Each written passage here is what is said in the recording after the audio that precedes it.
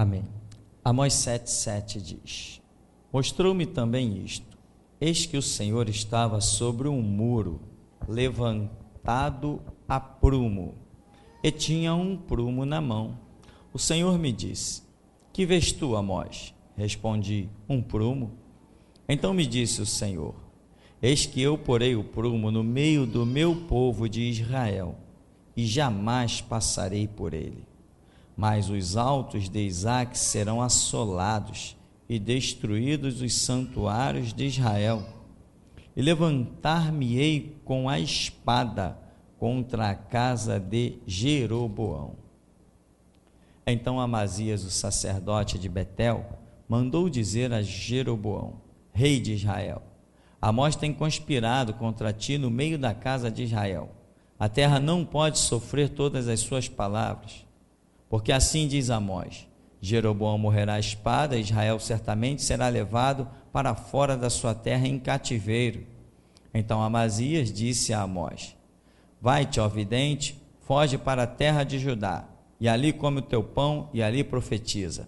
Mas em Betel, daqui por diante, já não profetizarás, porque é o santuário do rei e o templo do reino. Respondeu Amós e disse a Amazias: Eu não sou profeta, nem discípulo de profeta, mas boiadeiro e colhedor de sicômoros. Mas o Senhor me tirou de após do gado, e o Senhor me disse: Vai e profetiza ao meu povo de Israel. Ora, pois, ouve a palavra do Senhor. Tu dizes: Não profetizarás contra Israel, nem falarás contra a casa de Isaque. Portanto, assim diz o Senhor: Tua mulher se prostituirá na cidade, e teus filhos e tuas filhas cairão à espada, e a tua terra será repartida a cordel, e tu morrerás na terra imunda, e Israel certamente será levado cativo para fora da sua terra. Amém, irmão? Podeis sentar. Irmãos, tem pessoas que são precipitadas no julgar, precipitadas no falar. Já é um perigo ser precipitado no pensar, mas até aí pensar não consuma um erro. Amém?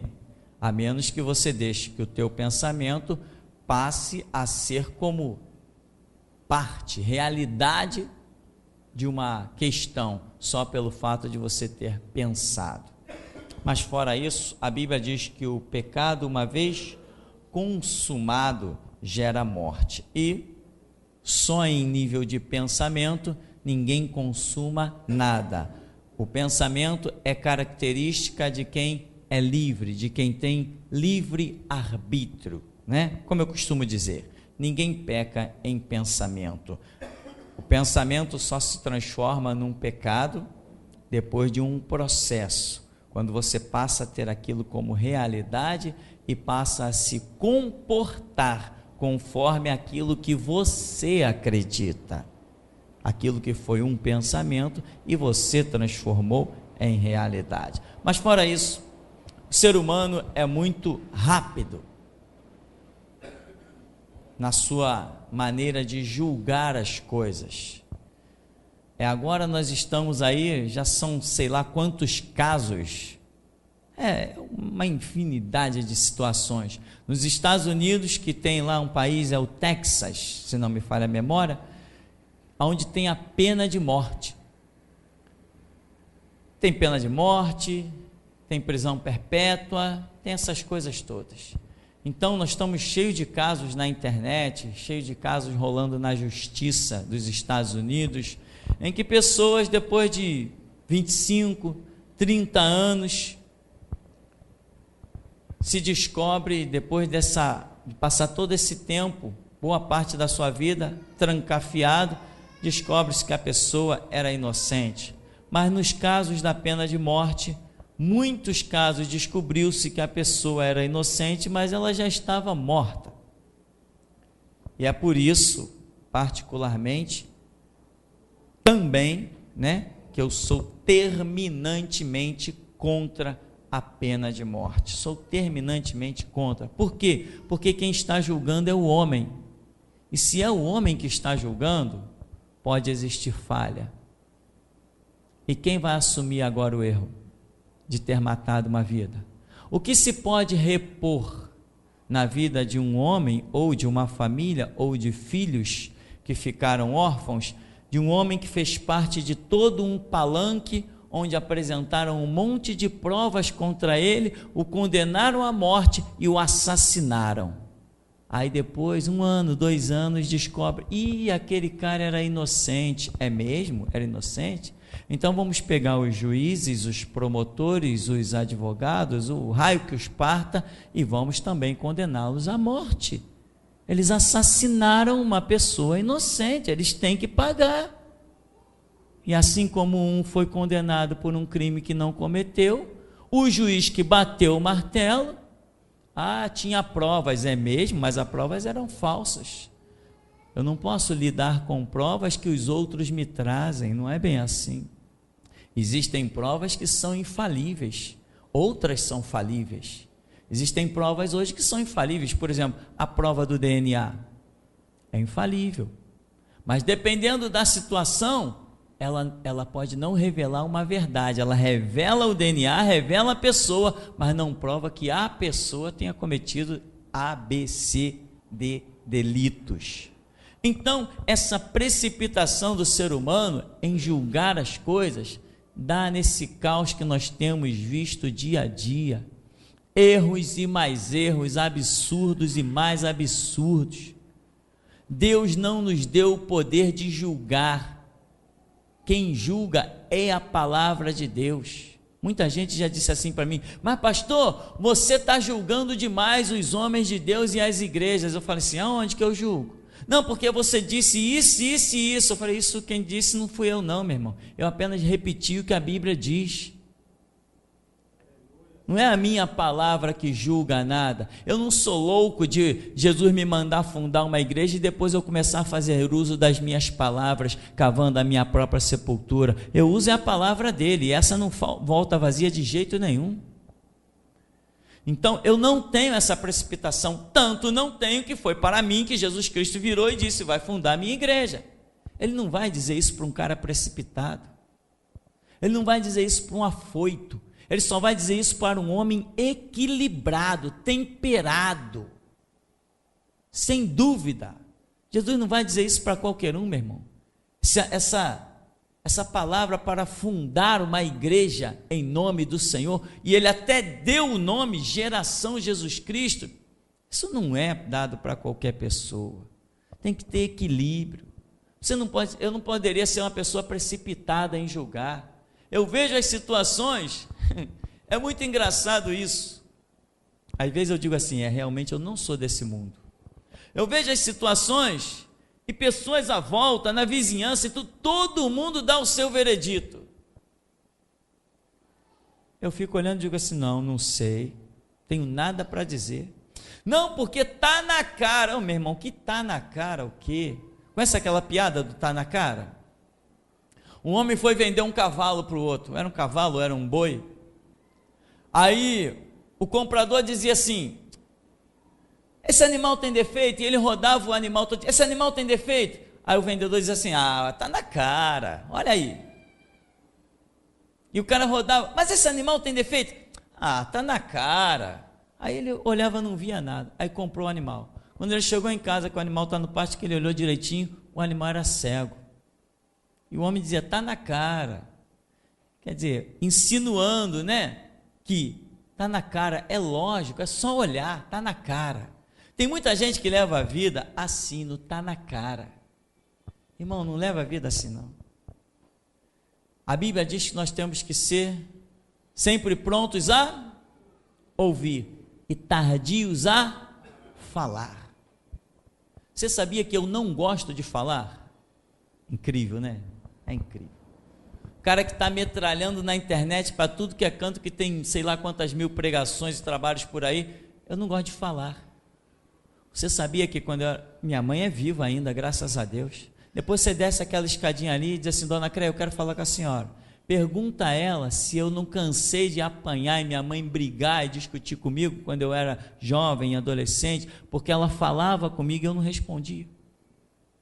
Eu não gosto de falar, eu falo porque sou obrigado.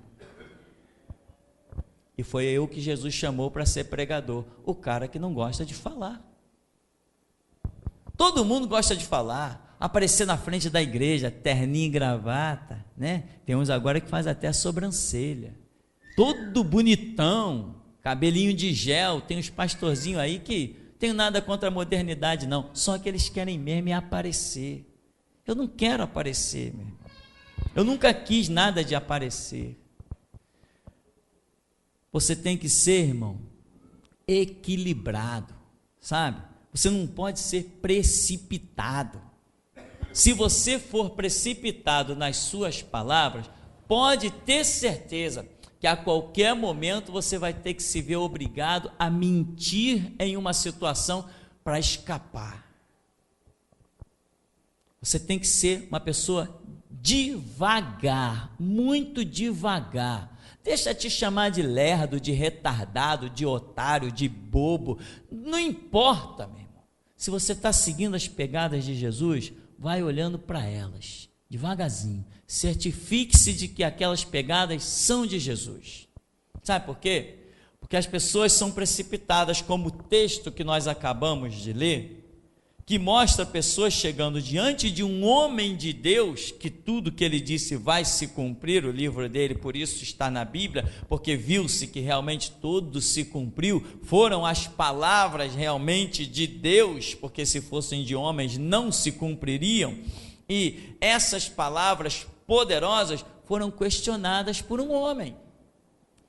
Os reis, o tal do Amazias, enfim, afrontaram aquele homem, mas eu sempre costumo dizer, se as coisas que eu estiver ouvindo, que soam absurdas e as quais eu rejeito, se elas forem verdade, o que eu vou fazer da vida se eu tiver deixado passar uma verdade pela minha vida? Eu estou perdido, porque há certas verdades que passam e eu tenho que encampá-las à minha vida. Se eu deixo passar, eu perdi uma oportunidade que talvez não volte nunca mais. É diferente de você chegar e dizer assim, eu passei numa loja e vi uma roupa.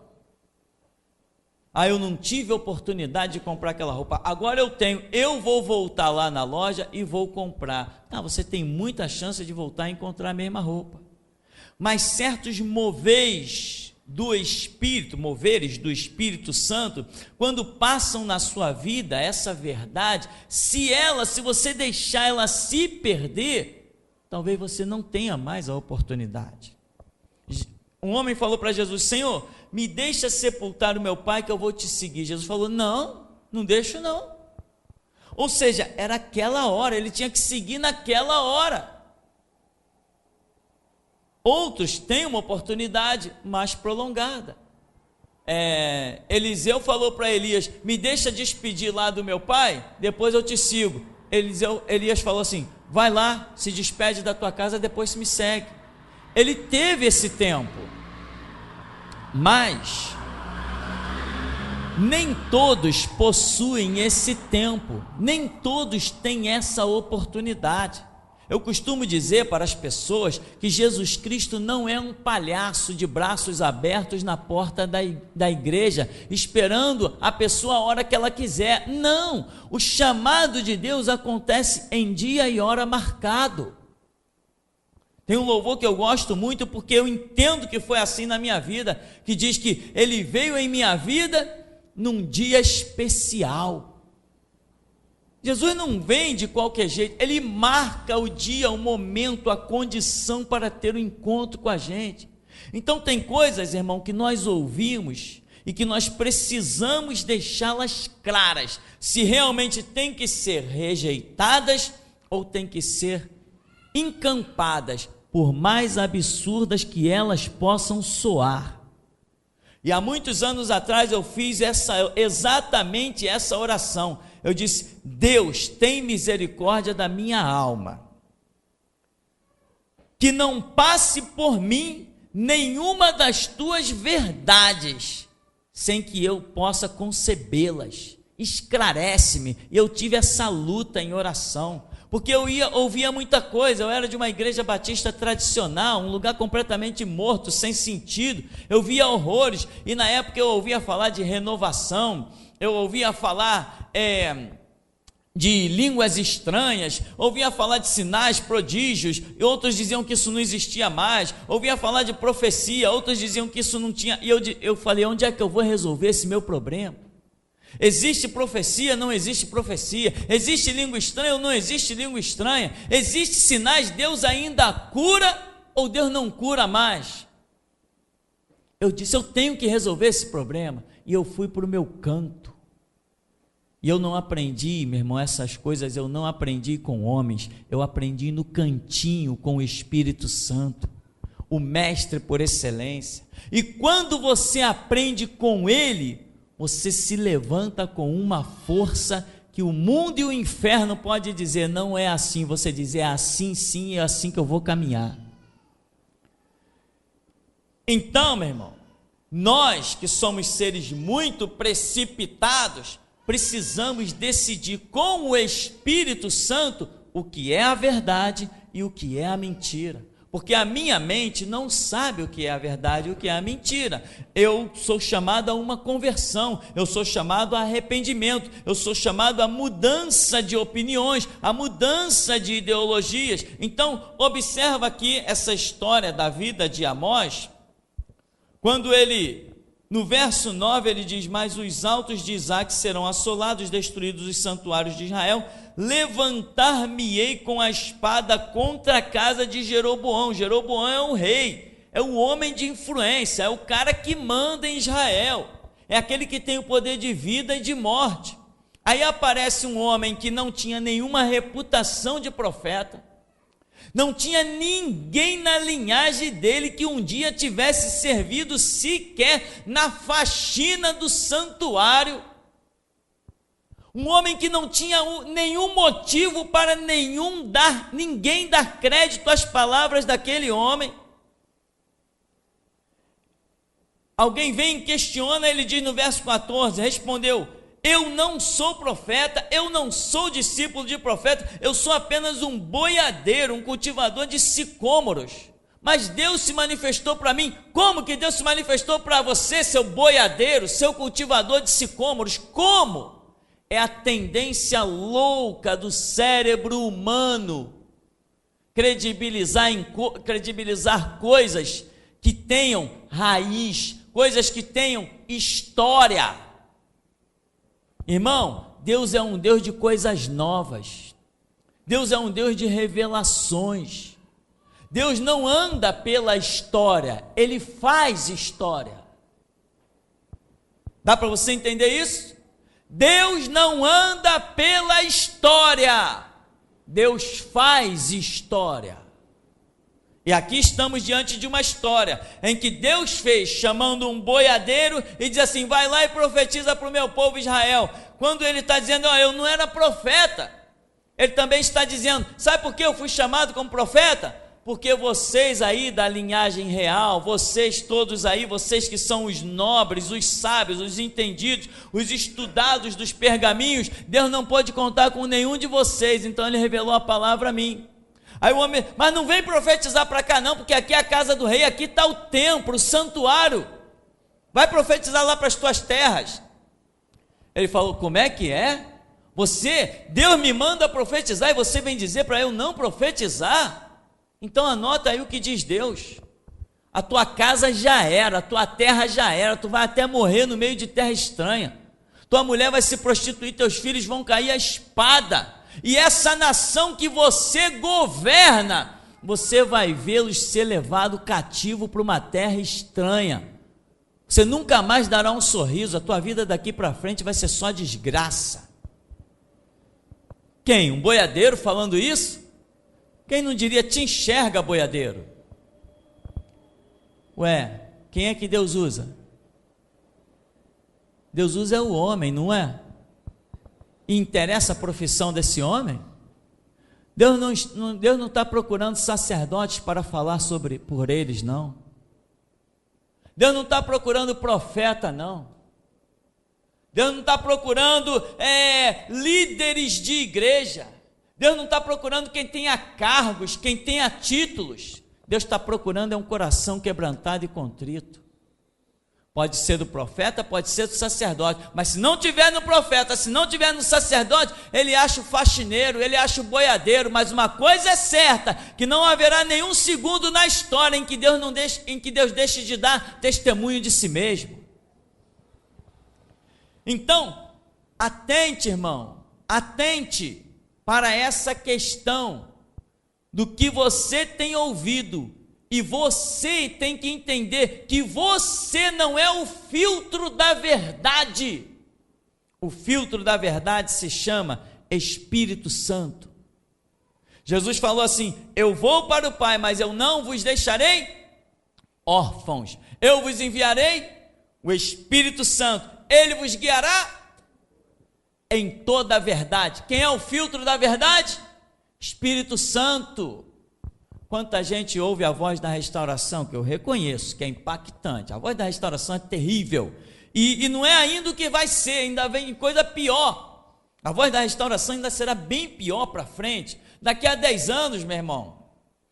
Esse ano mesmo eu acredito que a minha segunda cadeia vem aí de presente para nós. Né? Mas daqui a 10 anos, meu irmão, daqui a 10 anos nós teremos uma cidade para governar. Daqui a 10 anos esse ministério vai incomodar tanta gente, mas tanta gente, só que vai incomodar de uma maneira que as pessoas vão dizer assim: não adianta fazer mais nada contra eles. O inferno nós já vencemos, agora vamos vencer os homens de vida pública. Agora vamos vencer os homens do poder. Por quê? Porque eles não podem imaginar que do alto de um morro, de uma aparência de tanta pobreza, pudesse um Deus tão tremendo, poderoso e santo se manifestar. E isso é um recado também para os cristãos. Irmãos, os cristãos serão massacrados.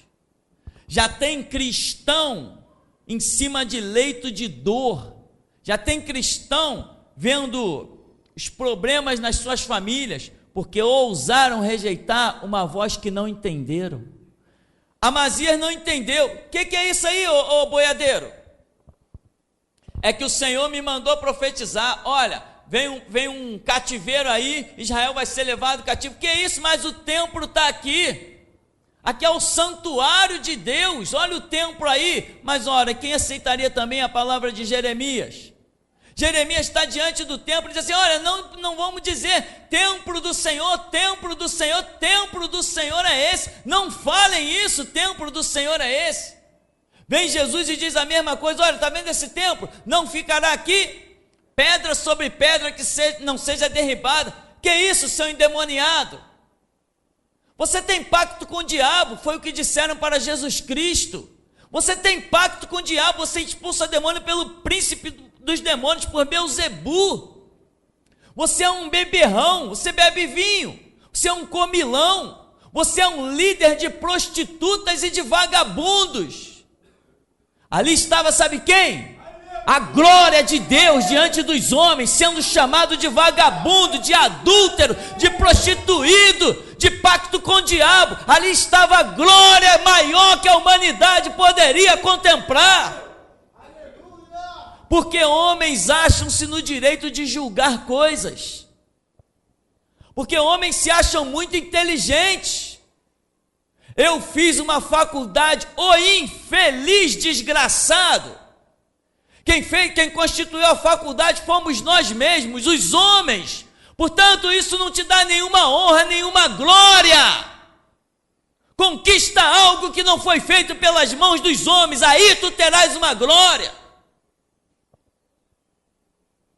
Os palhaços estão por aí.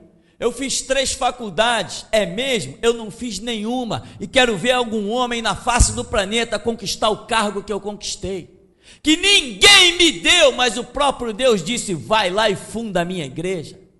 Eu quero ver quantos homens no mundo já ouviram essa frase. Meu irmão, a voz da restauração é uma espada atravessada na história da humanidade e ainda não somos o que deveremos ser. Nós vamos transtornar. Eu estava pensando esses dias, numa reunião de sexta-feira, Deus usou nosso irmão André aqui e falou assim: olha, pastor, Deus está entregando uma espada e ele diz que esta espada Ele nunca deu a ninguém. E eu tenho questionado, pensando, questionar no sentido de pensar, que espada seria essa? Eu estou vendo tanta coisa acontecer, meu irmão. Sabe o que é Deus ter uma espada? Uma obra a realizar, um tipo de palavra que Ele está dizendo, essa espada nunca foi dada a ninguém. Uma obra novíssima que ninguém jamais no planeta fez e nós a realizaremos. E você sabe o que eu acho que é essa espada que Deus nos tem dado? O CD que nós vamos lançar esse ano.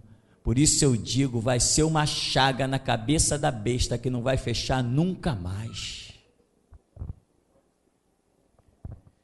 Irmão, isso aqui não é uma brincadeira. E essas coisas todas que eu falo, tão fortes, tão loucas e impactantes, as pessoas estão dizendo por aí, sabe o quê? O tupi é louco. E se for a verdade? Agora, se a pessoa tiver humildade, ou espiritualidade, ou loucura, para, como diz a Bíblia, entrar no seu quarto, fechar a sua porta e falar com Deus. Se ela ouvir de Deus que o tupi é louco, ela sai para a rua e proclama que o tupi é louco. Mas quem é o ser humano podre e ousado a tal ponto de, com as suas próprias faculdades racionais, ousar dizer que alguém é louco? Ô boiadeiro, vai procurar o que fazer, vai comer o teu pão lá nas tuas terras, lá, vai beber a tua água lá naqueles cantos.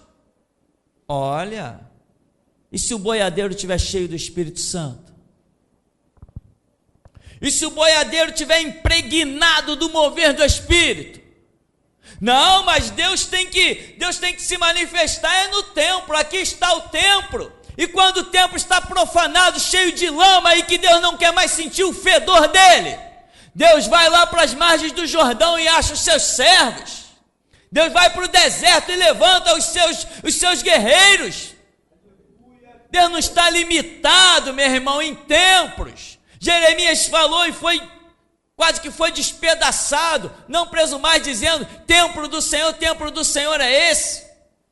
João Batista olhou e disse assim: raça de víboras, quem vos induziu a fugir da ira vindoura? Produzir frutos dignos de arrependimento, e não preso mais, dizendo de vós mesmo: temos por pai Abraão. Deus pode suscitar das pedras filhos a Abraão.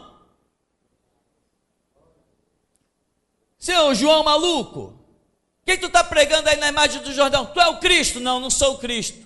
Tu é profeta? Não, eu não sou profeta. Então por que tu está batizando? Aquele que me chamou, ele disse: batize, eu vou batizar. Te chamou nada, rapaz? Que te chamou o quê? Por que tu não vai lá para os braços do teu pai, que o teu pai é sacerdote, tu também tem privilégio para viver na sombra e na água fresca? Fica aí no meio desse deserto que nem um besta, comendo gafanhoto, mel silvestre, debaixo de um sol 55 graus, morando em caverna. Mas e se ele for alguém? Ninguém fez caso de João Batista, mas quando Jesus veio e disse assim: dos nascidos de mulher, não tem ninguém maior que ele.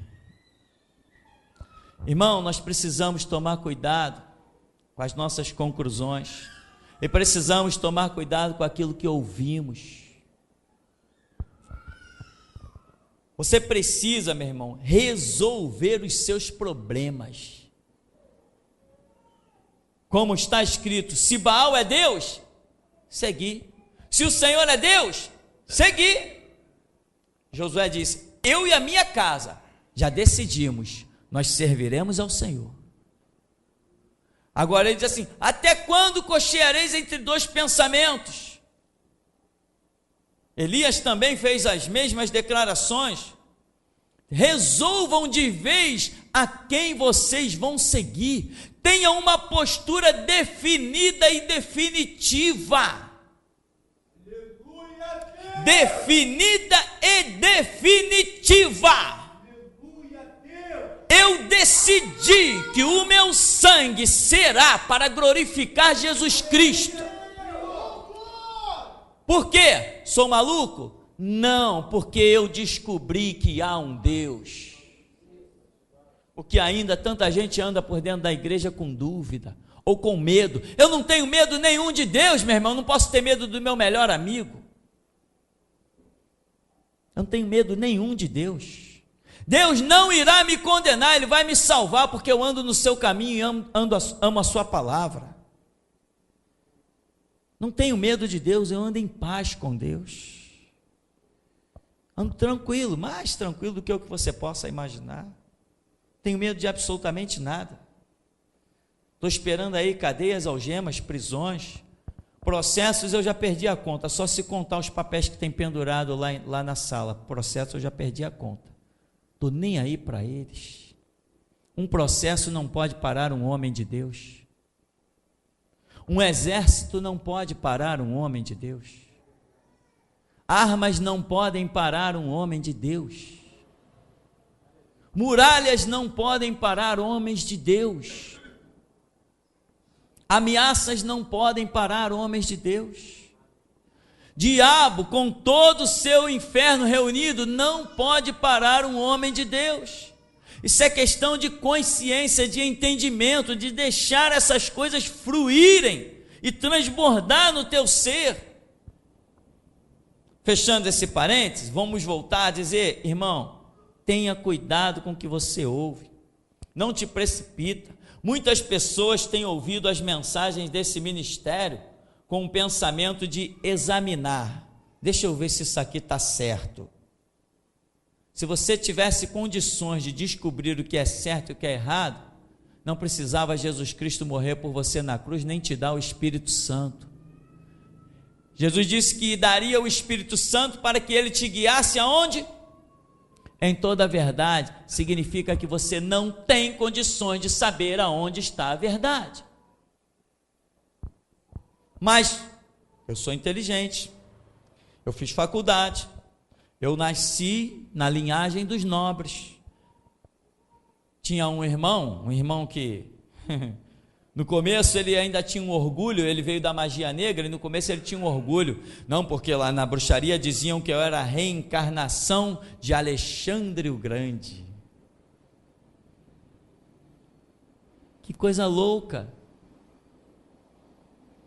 Não interessa, meu irmão, não interessa nada, a não ser você ter convicção da realidade dos fatos. E Jesus falou, tu quando orar, entra no teu quarto, fecha a tua porta e fala com teu pai que te vê no oculto, te recompensa publicamente. E aquilo que foi dito para Jeremias, como é precioso. Jeremias, clama a mim, e eu te responderei, anunciar-te-ei coisas grandes e firmes, que tu não sabe. Jeremias, eu vou falar para você coisas que você não sabe. Ou seja, Jeremias, eu estou te chamando como profeta e tal, e você está aí, mas você não é o sabidão não, Jeremias. Você vai entender o que é sabedoria, revelação e conhecimento quando você clamar a mim. Porque tem coisas que você ainda não sabe. E olha que isso já foi dito no capítulo 33, hein? Deus já tinha dito muita coisa para Jeremias. Meu irmão, tem que tomar cuidado com as coisas que nós ouvimos, para nós não termos um espírito pronto a rejeitar, porque podemos estar ouvindo a verdade. Eu não sou o certinho da história, eu não sou o dono do mundo, eu não sou o dono da verdade, eu busco ser apenas um discípulo da verdade. Isaías foi um homem que pregou e nós conhecemos a glória do livro de Isaías. Mas quando ele pregou para os judeus, sabe o que os judeus fizeram com Isaías? Cerraram ele no meio. Por quê? Porque diziam que Isaías era um blasfemador, diziam que Isaías era um mentiroso, diziam que Isaías estava proclamando blasfêmias contra Jeová. Era isso? Não era isso. Você sabe o que aconteceu com Zacarias? Se não me falha a memória também, a situação dele, também foi morto lá próximo ao altar de Deus. Por quem? Pelos seus próprios irmãos judeus. A história é sempre com eles. Por quê? Porque Zacarias está trazendo uma palavra que é uma chicotada violenta e eles não aceitam. E nós hoje, seres humanos do século 21, século em que a igreja vai ser encerrada a sua missão, tem gente que pensa que a igreja vai durar sobre a terra para sempre. Nem a terra durará para sempre, que dirá a igreja? A igreja se encerra agora no século 21 e eu acredito que antes de 2070 a era da igreja será fechada com o arrebatamento, e depois em 2070 Jesus Cristo pisará no Monte das Oliveiras e vai subjugar todas as nações do planeta, vai recondicioná-las, vai acabar com os seus exércitos, vai acabar com as suas armas. Não tenha dúvida disso, é assim que será e é assim que diz a Bíblia. Eu já li os textos sobre isso. Então, meu irmão, tem pessoas que ouvem as coisas certas, mas a sua mente, ao invés de buscar em Deus a confirmação do que é certo, do que é errado, a pessoa insiste em, com a sua própria faculdade mental, esquadrinhar. Uma vez uma pessoa dizia assim para um outro irmão: ô meu irmão, não leva mal, não vem falar de religião comigo não, porque eu tenho duas faculdades. Porque ele tinha duas faculdades, ele achava que religião era coisa para pessoas que tinham problemas, pessoas que queriam achar um refúgio, um amparo, pessoas que passavam necessidades. Jesus Cristo sempre foi dono de todo o ouro e toda a prata, e no entanto ele foi o fundador do cristianismo.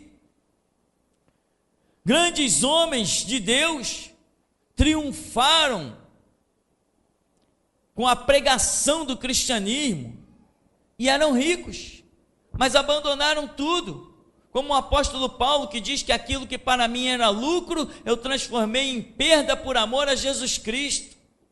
O apóstolo Paulo era um funcionário do governo, era um homem que tinha isenção até de impostos, era líder de guarnições, era um homem bem posicionado.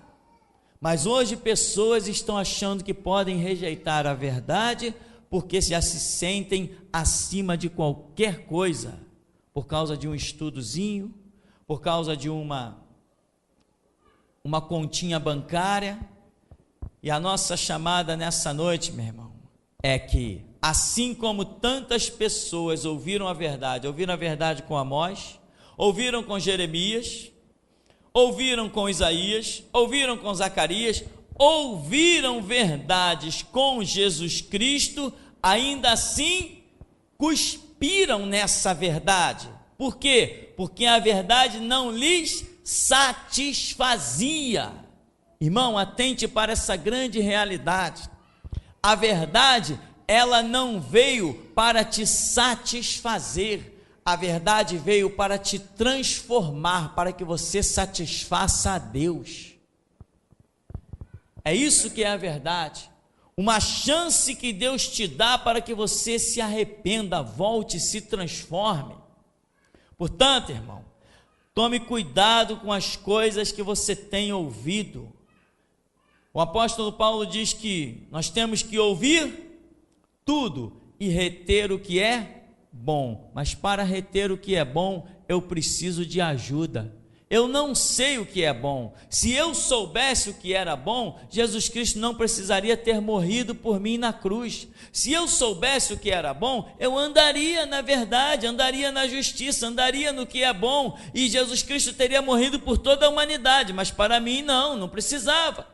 Porém ele disse, não necessitam de médicos os que estão sãos, mas sim os que estão enfermos, e eu reconheço que eu preciso do médico Jesus, então automaticamente eu reconheço que eu não tenho condições de me guiar a mim mesmo. Jesus Cristo é chamado de o sumo pastor das ovelhas, eu também sou ovelha de Jesus Cristo.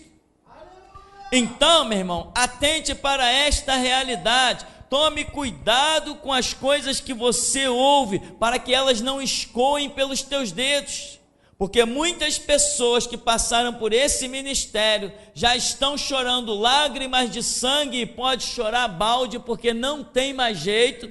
Outros ainda vão chorar, outros que já estão aqui dentro vão lamentar amargamente, outros serão trazidos pelo Espírito Santo, também não vão atentar para a realidade e serão expulsos pelo Espírito Santo, como já é rotina aqui nesse centro de seleção. Mas se você entender que aquilo que você ouve, por mais loucura que pareça, que você precisa resolver esse problema com Deus, você vai triunfar, você vai prosperar, você vai adiante, você vai conquistar, você vai ser o instrumento de Deus, desde que você seja guiado pelo Espírito e não tire as suas conclusões de nada. Já falei tantas vezes aqui, um dia um camarada da Igreja Batista chega num ministério desse, acaba o culto e ele diz, pastor, eu estava analisando as suas palavras e são verdade mesmo. Quer dizer que o camarada veio para cá para analisar uma pregação, então ele ficou o tempo todo mecanicamente se movendo, ele não deu nem chance do Espírito Santo falar nada para ele. A pregação de alguma maneira agradou a ele, ou ele pensa que agradou, talvez seja tão morto que não tenha enxergado nada.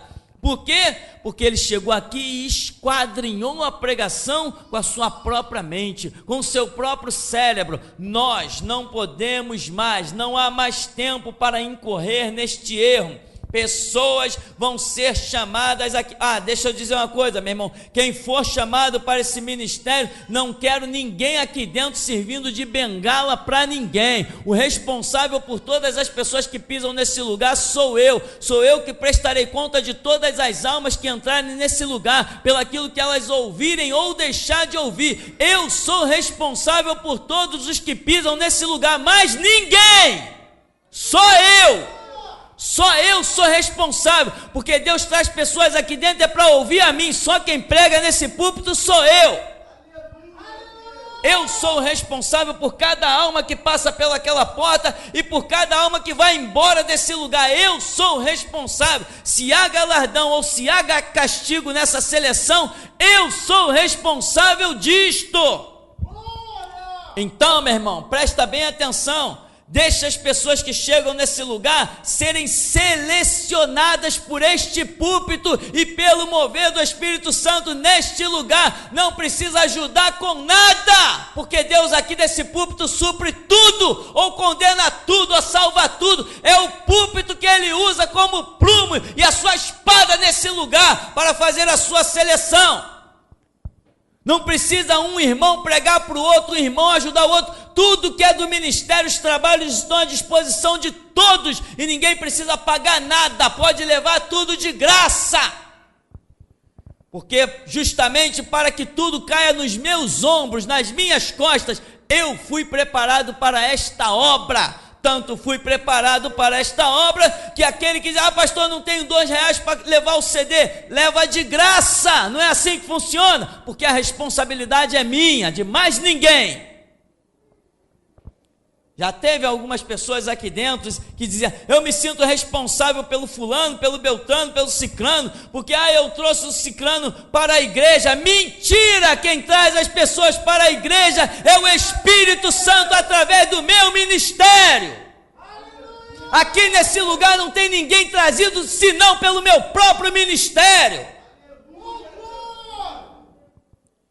Então, meu irmão, atente para as coisas que você tem ouvido e não deixe elas escoarem. Tem dúvida? Você tem direito a ter dúvida, mas tem a obrigação de tirar as suas dúvidas lá no canto do seu quarto com Deus. Tem que ser assim, meu irmão. Sobreviver nessa vida espiritual, meu irmão, é uma guerra, meu irmão. Eu conheci um homem de Deus uma vez, que pegou uma criança no colo e levantou, e essa criança, quando ele abaixou, ela estava curada, a mãe desesperada. Esse mesmo homem de Deus entrou num hospital onde uma criança estava quase morta, e quando ele saiu de dentro do CTI, o médico entrou para dar alta à criança. Eu conheci um homem de Deus que impunha as mãos sobre as pessoas e o câncer saía. Eu conheci esse homem de Deus, e sabe quem eu conheço hoje? Apenas um homem, que já não é mais homem de Deus, porque ouviu verdades, mas não soube guardá-las. Eu estou pregando, meu irmão, para que isso não aconteça com você. Mas se acontecer e você sumir pelas portas e desaparecer, é problema teu e não meu. Porque quando você chega aqui, você ouve verdades que não ouve em nenhum outro lugar, nenhum outro. E tem mais, enquanto eu estiver de pé, pode se levantar muitos restauradores, mas nenhum será igual a mim. Nenhum. Ah, pastor, é muita prepotência. Não julgue.